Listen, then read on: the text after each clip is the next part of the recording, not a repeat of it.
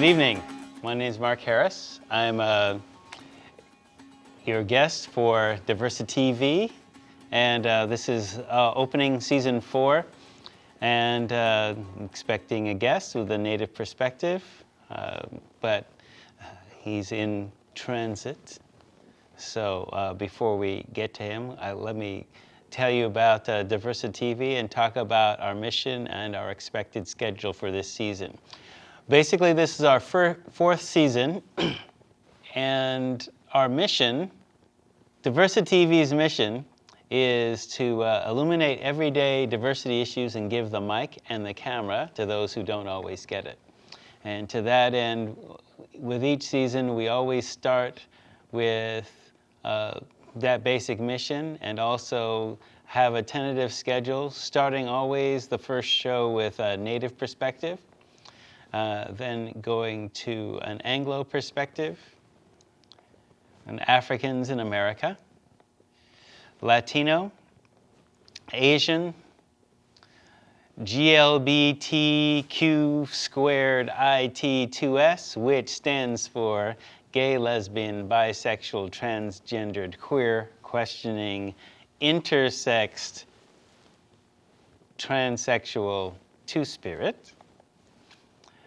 May 28th, disability issues, June 4th, youth, and June 11th, class. We also might throw in spirituality and religion, and also look at election coverage as it applies to Oregon.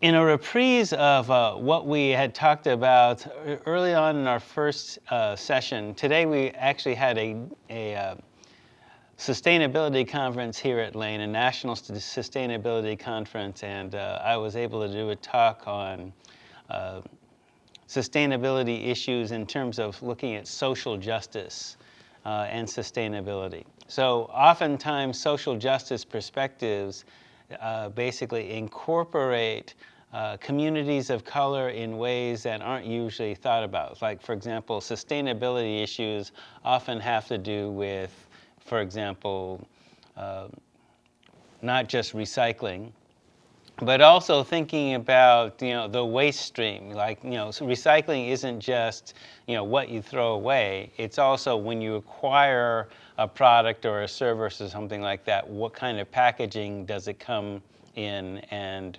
where, what do you do with said packaging? Is that recycled? What are the materials that are used for them? Now, some of these values come from a traditional perspective where, if we're looking at communities of color, these are often invisible points of view.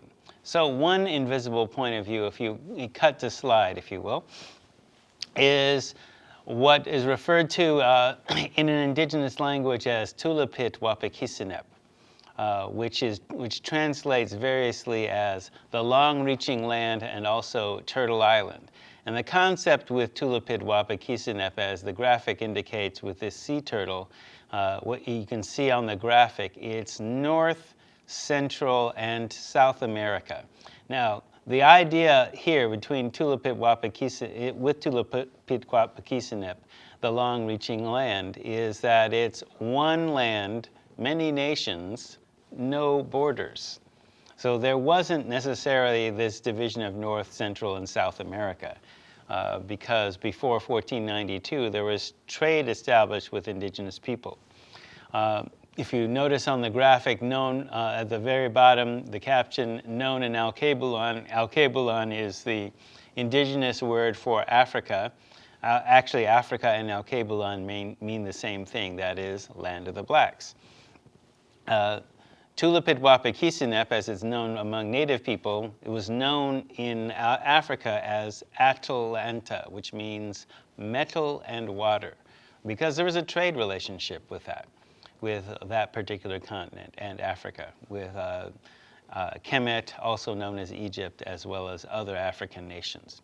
So, and Alkebulan, again, land of the blacks. So oftentimes one of the things that we look at in terms of what we'll be discussing with our guest tonight is kind of reprising some of the issues of identity that we talked about earlier with another member of the Cherokee Nation. This basically was looking at the House expresses disapproval of expulsion of Cherokee freedmen, and Representative Diane Watson talked about this amendment for this particular bill, which was a funding bill for the Cherokee Nation. And basically what the issue was that they voted to limit funds to the Cherokee Nation of Oklahoma if the tribe failed to uphold the membership rights of the Cherokee freedmen. And who were the Cherokee freedmen? Well, they were people of African descent who, in the popular vernacular, of today and also of the day, were slaves. Since the Cherokee Nation had a relationship with some Africans who, were in fact tribal members, were related by blood and marriage, since the Cherokees had fought on the side, or actually sided with the Confederacy, and when the Confederacy lost the Civil War, part of the terms of the treaty was that the Africans that they had among them that were living as slaves or living as tribal members were full citizens.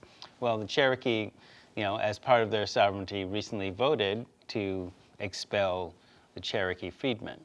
So some of the Cherokee freedmen had issues with that, and then basically asked the Congressional Black Congress to intervene.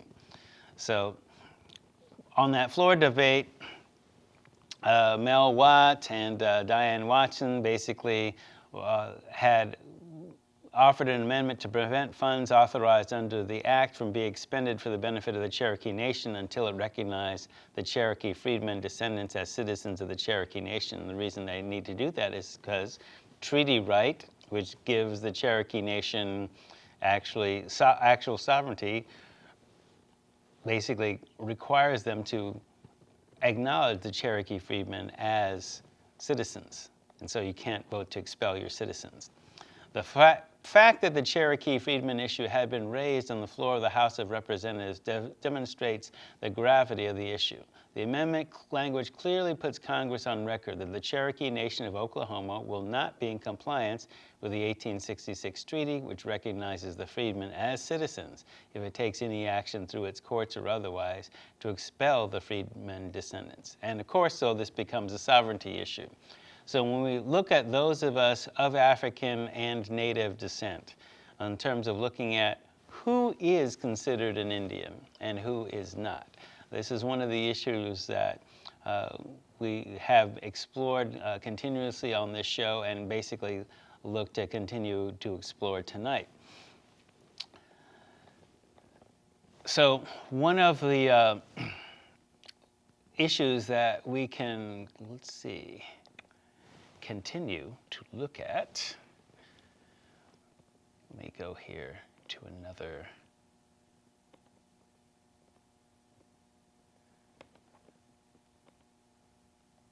Here we go. This becomes a social justice issue. So go to slide again. Thank you. So when we look at social justice issues as applied to Native people, and social justice is really about balancing the scales or making things less burdensome for those who were excessively burdened with disadvantage. And when we apply this, for example, to Indian country and looking at, all right, you were once a sovereign nation, and now legally, while you have the same legal standing as a Germany or a France, you're recognized by the United States government in nation-to-nation relations as a domestic independent nation. And that clearly puts you at a disadvantage. And so, when we look at often social justice issues, while they are often seen as taking away privileges from those who are privileged, it is more about giving equitable privileges to all and unearned privilege to none. So when we talk about, how do you address social justice, as we were talking about earlier today in the curriculum, how do you basically look at that? what happens to bring about those conditions? We illuminate privilege systems, and we illuminate past systems of equity so that they can be made present.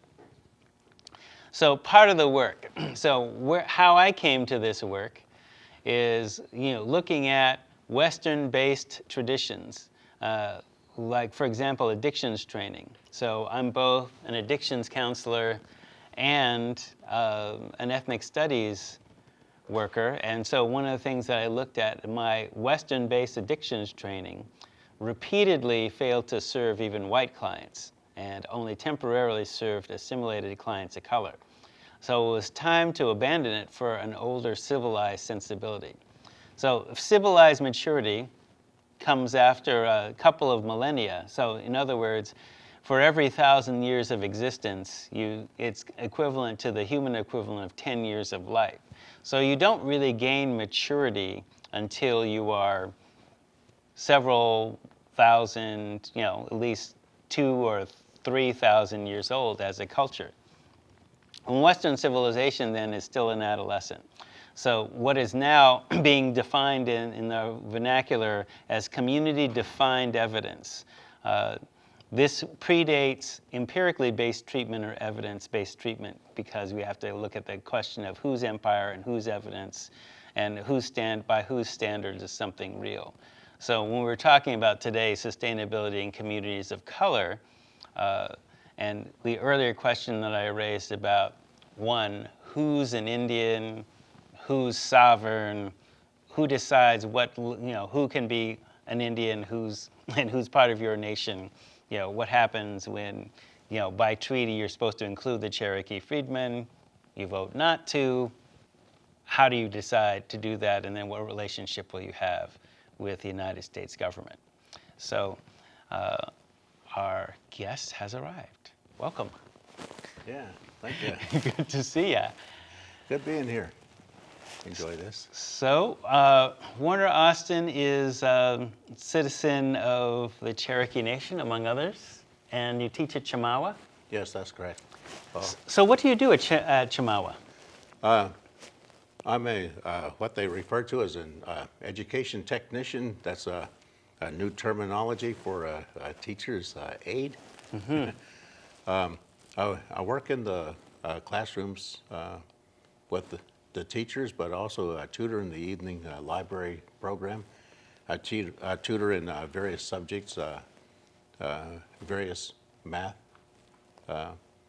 sciences, also English, Spanish, but also am an instructor in performing arts. Mm. Doing what?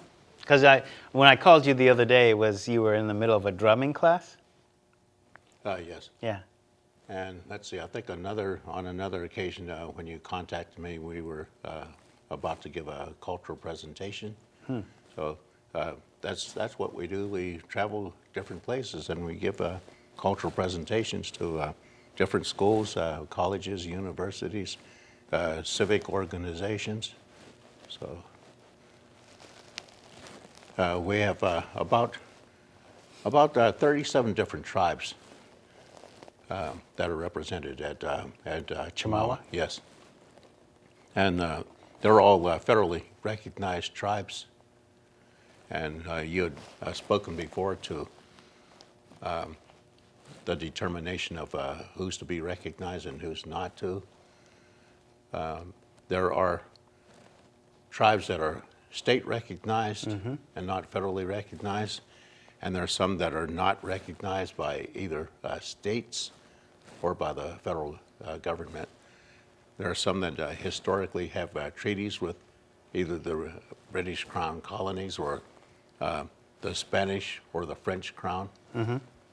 But not with the United States government. Yeah. So previously, before there was a United States government, they were recognized yes. by the other, say, colonizing forces. Yes, that's correct. And then there are other tribes that, for whatever reason, were never either treated with formally, but had some kind of an agreement or understanding, but because there was no writing on paper, there was no recognition process.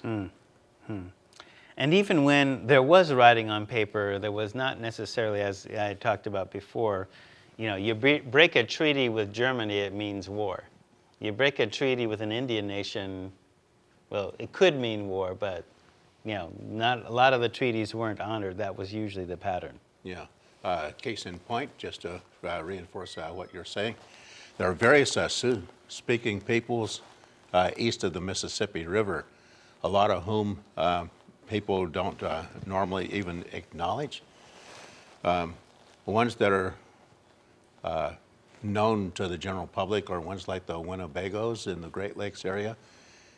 Lesser known are the Catawbas at Rock Hill, South Carolina, but there are various other Sioux-speaking tribes, Tutelos, Oponis, Occaneechees, Nahissans, Manahoacs, Manakans, Wackamas. There's a long list of them. Yeah. And some had treaties with the crown colonies, and others didn't. The Monacan Siouan, for example, had treaties with the British crown colony of Virginia in 1677. And so although they were recognized by that formal treaty, they got no reservation. The Algonquin-speaking tribes, I think there were about 3 that wound up with reservations, and the Commonwealth of Virginia, and 2 Iroquois-speaking tribes. None of the Sioux-speaking tribes at all. Why was that? Or, yeah, why was that? Do you know? They were just largely just built around. People came in and put up their farms, their schools, their churches around them. And because there was no no huge battles or anything, and the people, they went on honoring their agreements, their treaties and all, and so there's no they evidently felt no need to make any further agreements or treaties, and so the people, they became known by different terms. They became known as issues, brown people, Melungeons, ramps, brass ankles, Redbone. All that? Yeah. Now, Redbone, I mean, I've heard of that because, you know, I'm Choctaw from, you know, my folks are from the South, so Redbone seemed, you know, evolved into a term among black people to indicate that you had some Indian blood within you. Yeah. Redbone? Yeah, yeah, Redbone, it was a term down there.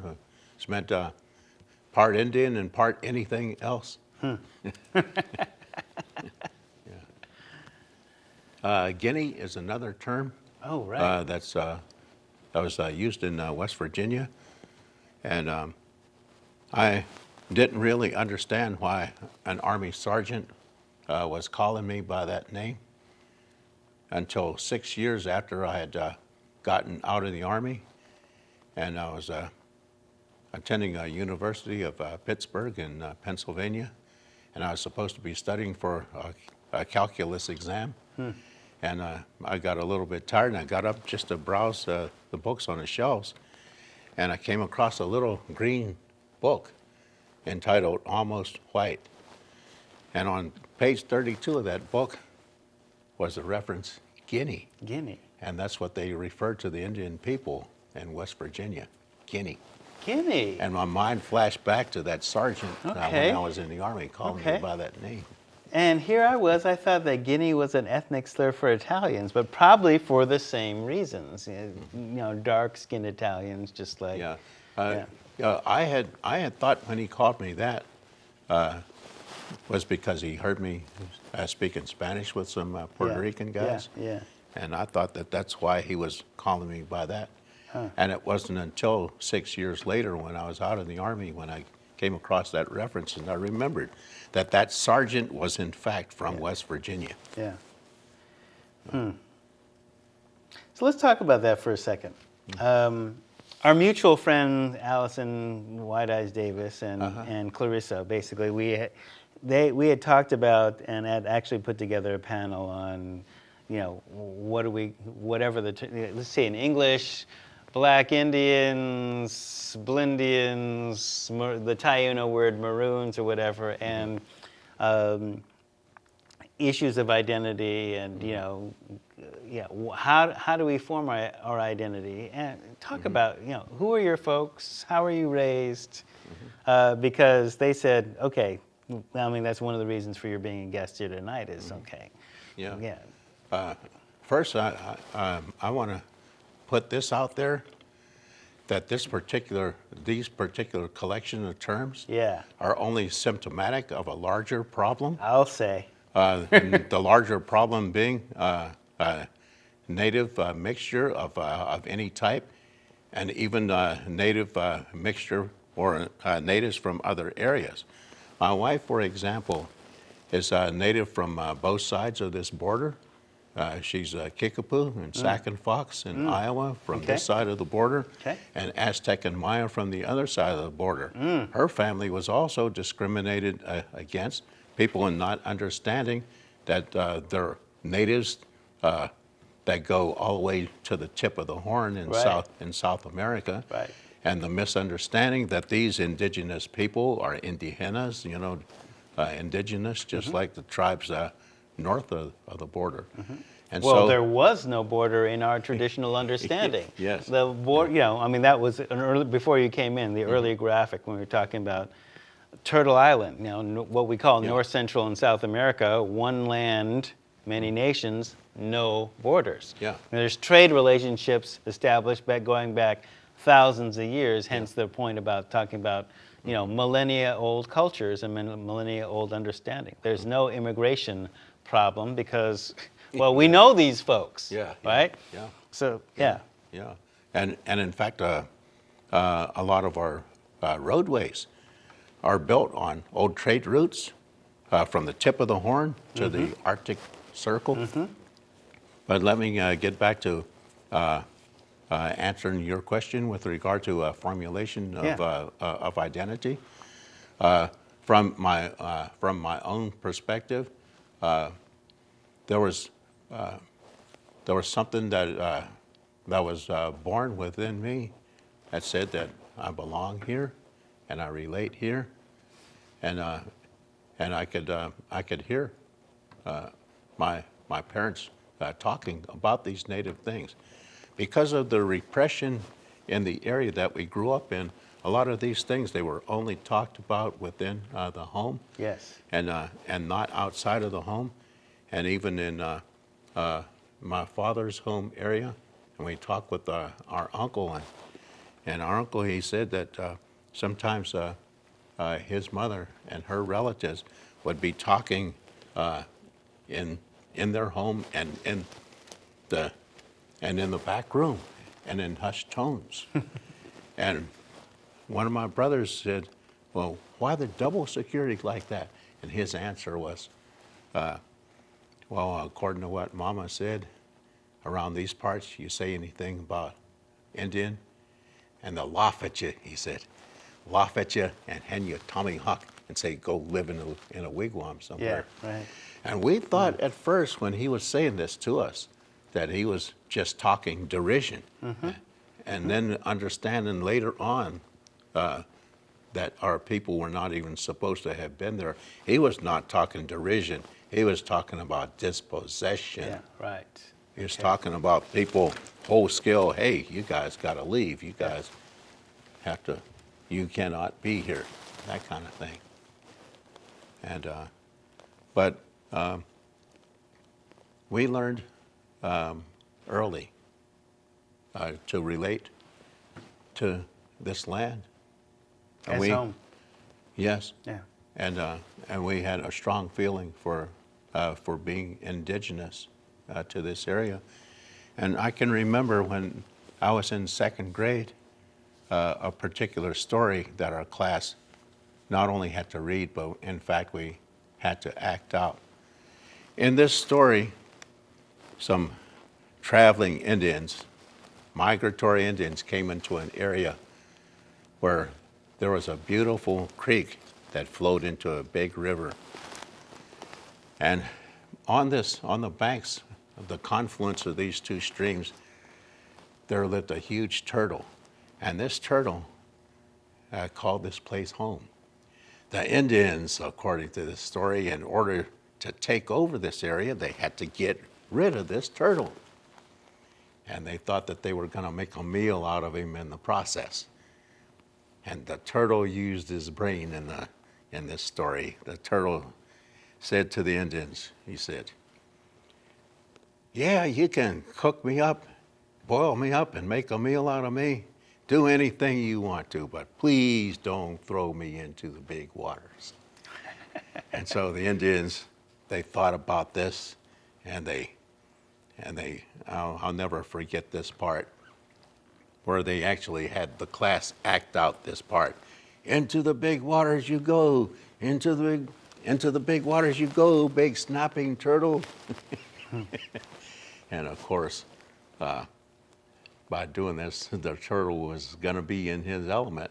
And I thought to my little self, how insulting this was, in that here we, as second graders, were supposed to see how this turtle outsmarted grown Indian men. Right. And I felt really incensed about this. And so I had an identification at a very early age with how a Native person feels. Yeah. Because to me, this is just the way that it was. So taking that story that you got, because along with the turtle story, you probably got told the Columbus discovered America story too. And that angered our whole family. Yeah. Yeah. And the Thanksgiving story and all those other things that were part of the narrative, the storytelling of dispossession. Yeah. There were times when I would be alternately insulted and sometimes amused by the Columbus discovered America kind of thing. I used to work at Westinghouse Research Center outside of Pittsburgh, Pennsylvania.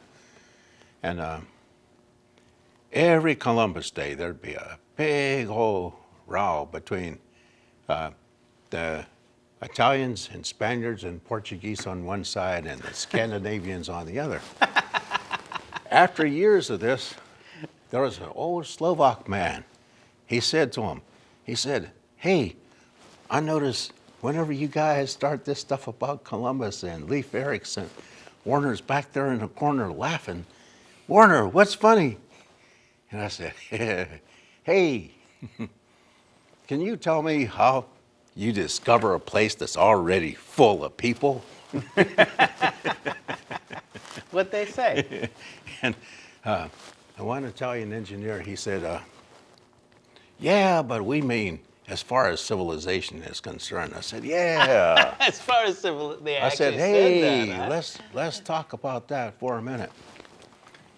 Can you tell me, talking about civilization, why the calendar that they found here was more accurate than the one that came over on the boat? And when you answer me that, tell me why the buildings that they construct in Mesoamerica were put together so tightly you can't shove a knife blade in between them. And when you finish answering me that, tell me why the measurements on those buildings are so precise that it takes special instrumentation to detect the difference between one side of a building and another. Tell me all that, and then tell me about civilization, gentlemen." What did they say? No answer. No answer. Okay. So for those of you who don't know what we're talking about, I hope you know what we're talking about, but if you don't know what we're talking about, the Mayan calendar, all right, 365 days, all right, he's talking about, that calendar that was here, that's been here for thousands of years, right? Millennia. Talking about pyramids, constructed with that same precision. And talking about, all right, in order to construct a pyramid, you have to have astronomical knowledge, you have to have mathematical knowledge, you have to have a whole body of knowledge that is not part of Western civilization, who has not to my knowledge, built pyramids to the same precision or mapped a calendar, 3 or 4,000 years ago, et cetera, et cetera.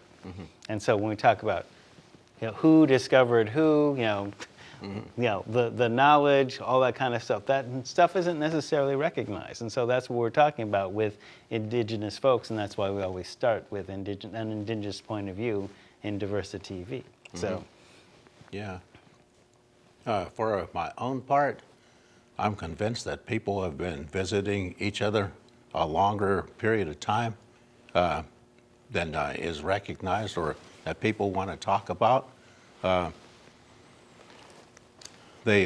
example is that of the Polynesian cultures, the Maori people will tell you point blank that they came from over here. They will tell you that. Yes, they'll tell you that point blank. Another thing is that purportedly there has been a stone found in Oklahoma with Celtic writings on it. And that was dated from the year about 500. So I guess those, AD or BC? AD, and so these folks beat Leif Erikson by 500 years. And I don't know. I guess another thing is that purportedly the horse and the camel originated in North America and migrated to East Asia, and it's been asked. This question has been asked by many: if horses and camels can migrate from here over there, then why could not people have?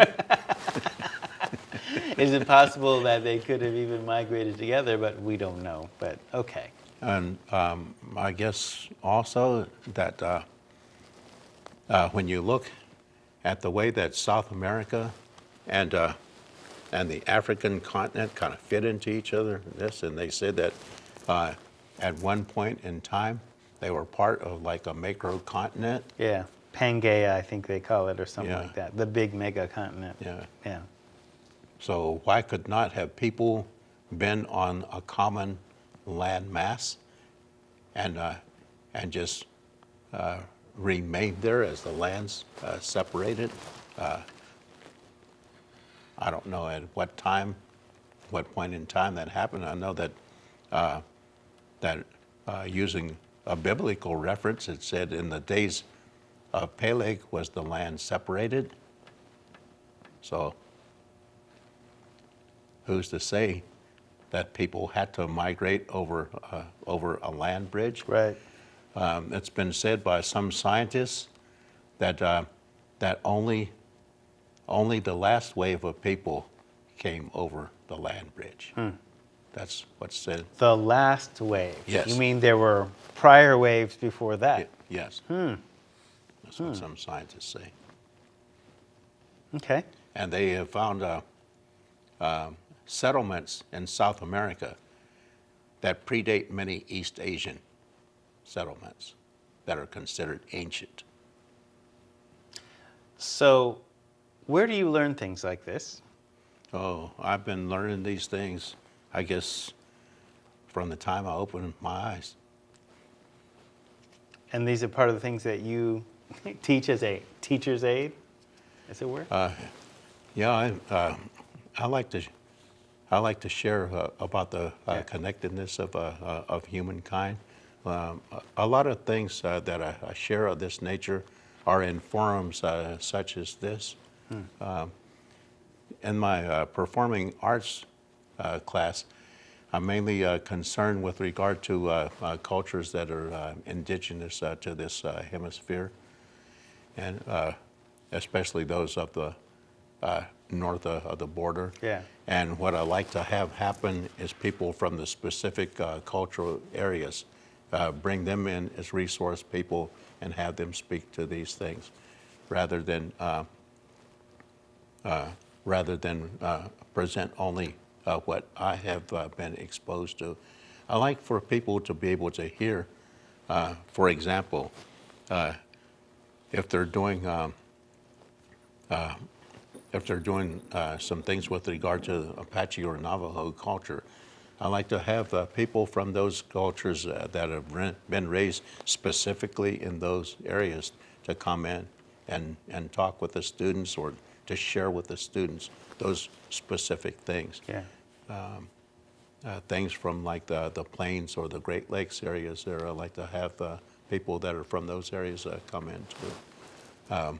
Although I've had my learning from people from different areas, I know that the students feel a lot more comfortable in having someone that has come specifically from that area. Yeah. Come on in and do Yeah. that. So, And you're talking about Chamawa, yes. which yeah. has its own interesting history in terms of looking at, well, this was one of the boarding schools Yes. that was actually part of the design plan for kind of breaking up the indigenous worldview and basically, as that congressman said, killing the Indian and leaving the man, et cetera, by saving the man. Yeah. Right. Yeah. Yeah. Okay. And so, so being familiar with Chamawa to that and knowing that history and knowing, okay, well, that's not what you're doing, because you're basically, doing the opposite by basically building up that worldview by talking about, okay, history does begin before 1492, and the history of our connected people and our connectedness goes beyond 1492. Yeah. Can you cut to slide for a second?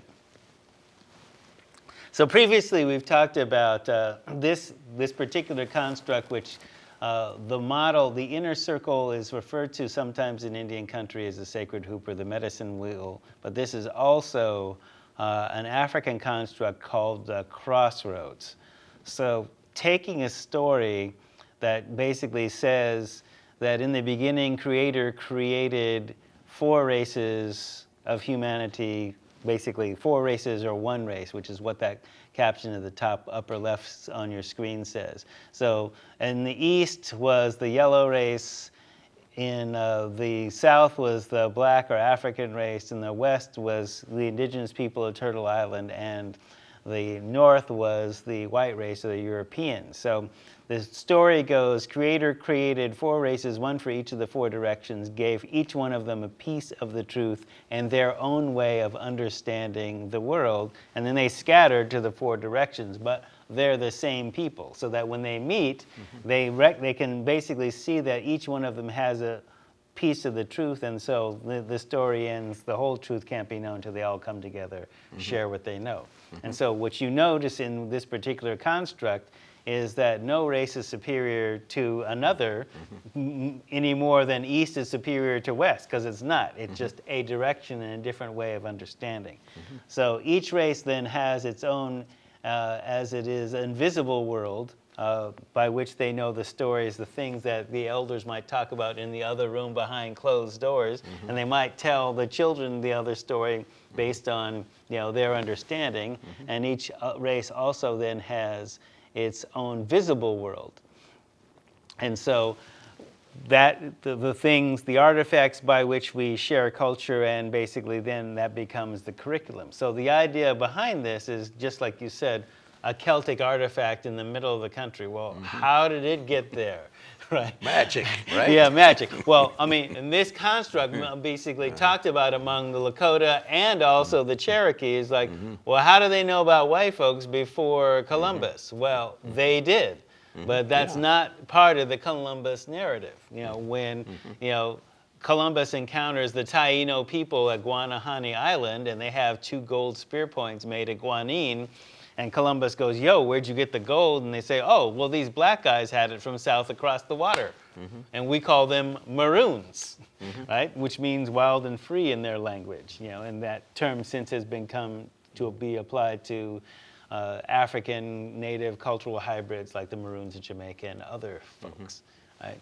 So that construct that you talk about people knowing each other before the narrative of civilization is true and is reinforced. And when I asked you, okay, so how do you know about this stuff? Not saying that, oh, well, you must be full of it. No, there are people that have been talking about this for a long time, and it's not being taught in school, but must be being taught at Shamawa because you're teaching it. And so why doesn't this become common knowledge about the ways that we need to know about each other to basically remake this world in a more sustainable and more traditional way where, wait a minute, illegal immigrants? What are you talking about, Pilgrim? There weren't no illegal immigrants because we didn't have borders because we recognize that these are our relatives. And so why don't you have the ability to see people as relatives too? So talk a bit about more of your personal upbringing, because you seem to be mixing a bunch of different worlds here. That to me is reality, because we do live in a macro society, and so it would be woefully remiss to have tunnel vision these days. Yes. We do have to pay our bills. We do have to drive our vehicles. We do have to be able to pay our taxes. We have to be able to converse with people from a lot of different backgrounds and cultures. And it only makes sense, since this earth is the only home that we know, that we should be able to get along with and to have some kind of an understanding of the background of other peoples. I used to run an Indian radio program back in Pittsburgh, Pennsylvania, and the custodian there felt really comfortable that I could talk with him about Norwegian history. He was a native-born Norwegian, and he felt really good that I could talk with him about Norwegian history. And as I said before, this earth is the only home that we have, and we should be finding ways to make each other feel happy about each other. Yeah. How do you do that? Because we often don't learn that in school, unless some of us are trying to teach that by teaching other people's history, among other things, and other people's songs. How do you do that specifically? Well, when you look at the word respect, it means to look again. Respect. Yeah. Look again. Means again, yeah. right? Right. Spect is to look. So you take a second look at a person, and maybe, just maybe, you see yourself. Excellent. Okay. So. And hopefully you like what you see. Yeah, and sometimes though, if you don't like what you see, it might be an aspect of that person's character, but then again, it could be a reflection of the filter that you're looking through.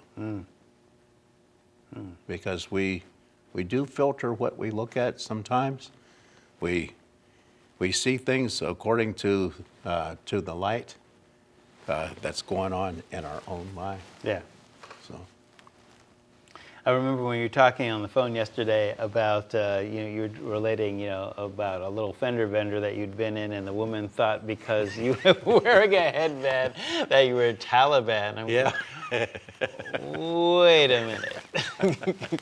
I mean, I'm looking at you, and I've seen you at powwows and things like that, so in regalia, so I never would have thought you were, some Afghani or Arab terrorist or whatever because of a head. You're wearing a Chinese headband, right? Yeah. With Chinese dragons on it. So I don't know what you were wearing then, but how does a headband make you look like? I mean, your comment over the phone was like, "Whoa, how am I a group of people?"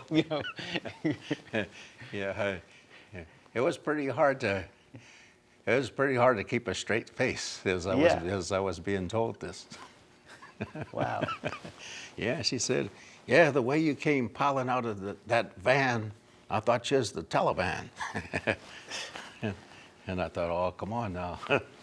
Really? Yeah, so I get credit for being a whole group of people from across the world even. Right. Not even recognized as an indigenous person here. Yeah. Well, she did take a second look after that, but I guess there was such a scare going on at that time with regard to terrorists, and then I guess there's a lot of mental extrapolations that people go through when they're in an altered emotional state. Yes. So. Or even when that emotional state is fearful and that becomes normal for them. Yeah. Yeah. That's it exactly. I mean, the whole, especially since, the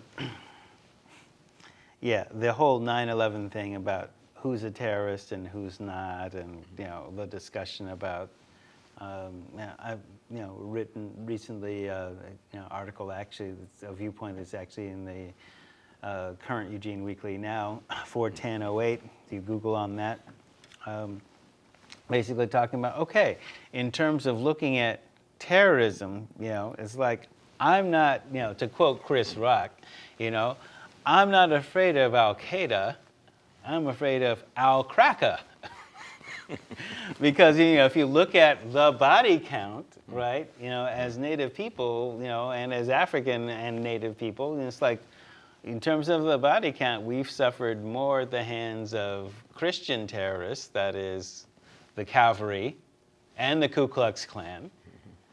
And the body count from both of those organizations is higher on our point than Muslims. So who's afraid of who? It's like, and for longer.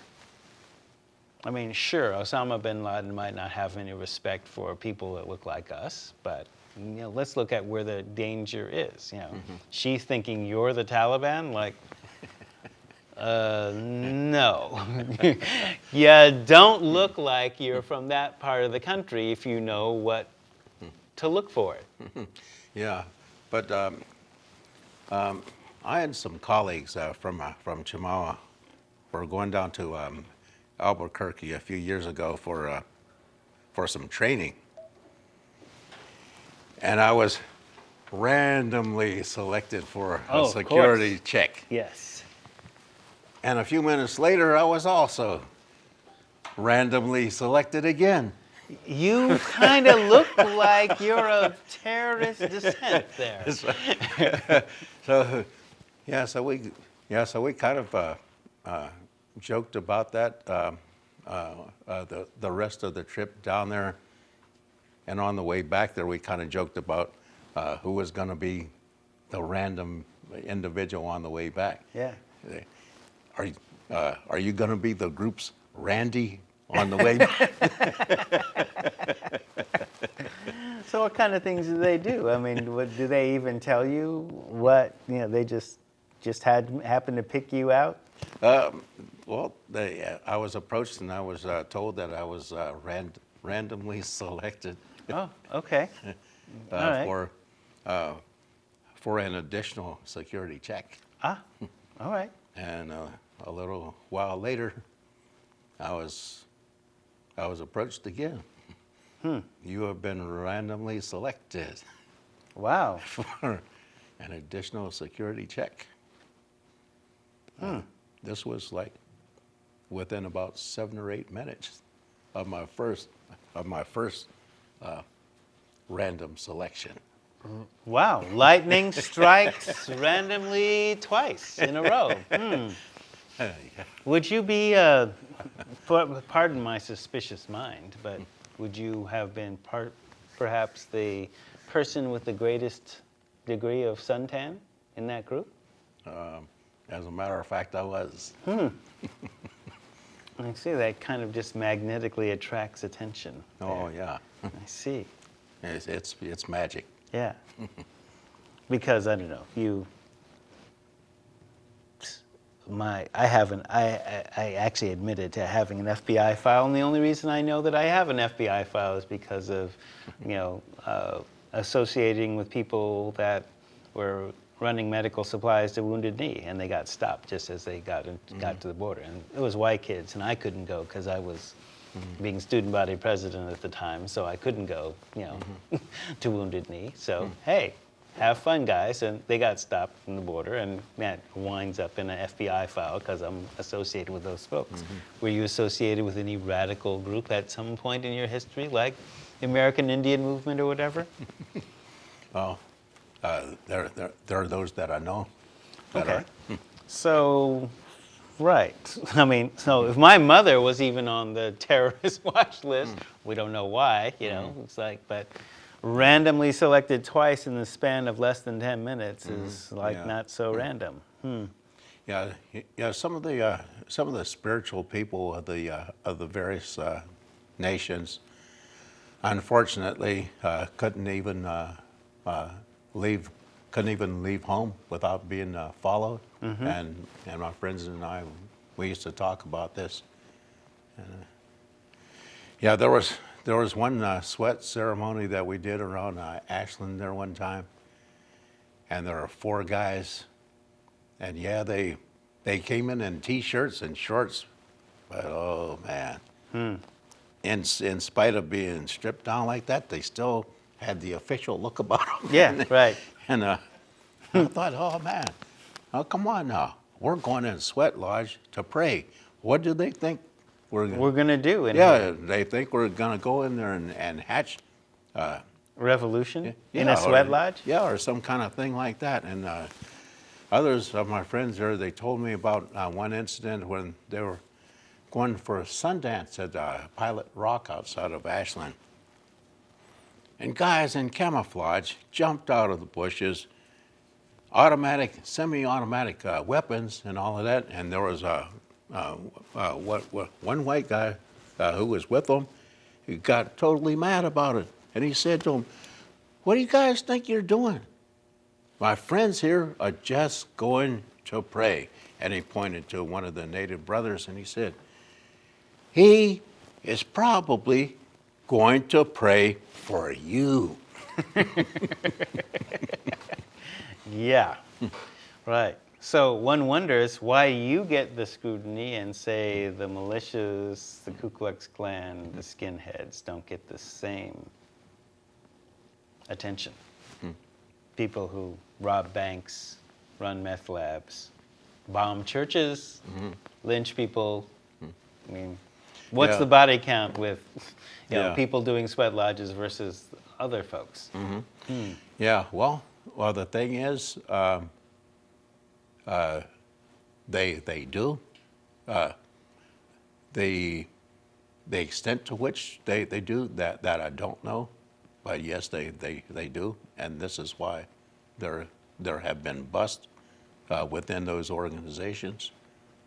And I don't know how it stacks up numerically, but yes, it does happen, thankfully. Well, I don't know how much, in terms of indigenous people being a terrorist threat, but I don't think they are. The evidence is not there. So, some final thoughts. My own feeling is this: those who harbor ill will toward other human beings, no matter what their color is, if it's a black person, a Native American person, an Asian person, a white person, it goes countermand to what the human race needs to be about. The astronauts, when they left this planet, and they were out in space, and they had a clear view of the other worlds that were out there, and they thought about those inhospitable worlds that were inhospitable to human life as we know it. And they looked at the beautiful emerald green earth, and it dawned on them, that earth, that's the only home we have. And each person that came back from that trip came back a changed person. And I've thought about that many times, and I thought, you know, we need to be in the business of taking care of each other and taking care of this home and having good things to say to each other and good things to say about each other. We need to be changing our course a little bit in our course of action. To respect each other. Yeah. To look again. Yeah. Look again till you see that good. Yeah, yeah. Well, thank you, Warner. It's been a pleasure having you. And thank you for coming, and hope to see you again. Yes. Yeah. I would like for us to maybe have something of an expanded form, perhaps in the future.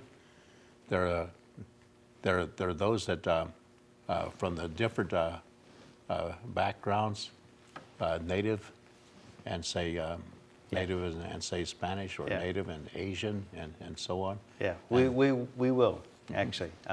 This has been DiversiTV. My guest has been Warner Austin. I'm Mark Harris. See you next week with a brand new show.